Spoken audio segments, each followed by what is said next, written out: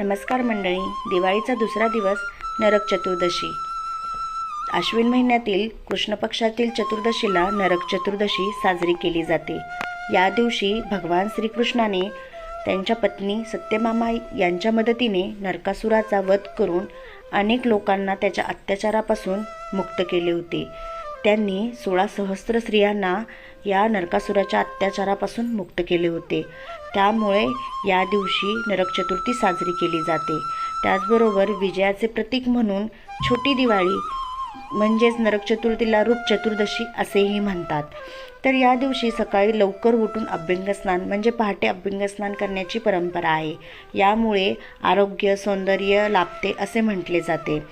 आता यावर्षीची चतुर्दशी नरक चतुर्दशी तिथी ही 19 ऑक्टोंबर रात्री 1:51 सुरू होते आणि दुसऱ्या दिवशी 20 ऑक्टोंबरला 3:44 पर्यंत आहे. तर अभ्यंगस्नान आणि नरक चतुर्दशी ही 20 ऑक्टोंबरलाच करायची आहे.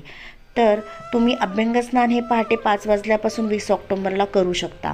त्याचबरोबर तुम्ही यमदेवतालाही 14 दिवे लावून दक्षिणेकडे तोंड करून दिवे लावून प्रार्थना करू शकता. असे म्हणतात की अकाली मृत्यूपासून मुक्ती मिळते. तर अभ्यंगस्नान हे नकारात्मक शक्ती दूर करण्यासाठी केली जाते. जसे नरकासुराचा वध नरक चतुर्दशी दिवशी झाला म्हणजे आपल्या अवतीभोवती अनेक नकारात्मक गोष्टी असतात, त्यापासून आपण दूर राहावे म्हणून नरक चतुर्थी साजरी केली जाते. नरक चतुर्थीची संपूर्ण कथा मी तुम्हाला सांगणार आहे. यापूर्वी तुम्ही जर या चॅनेलवर नवीन असाल तर लाईक करा, शेअर करा आणि सबस्क्राईब करायला विसरू नका. धन्यवाद.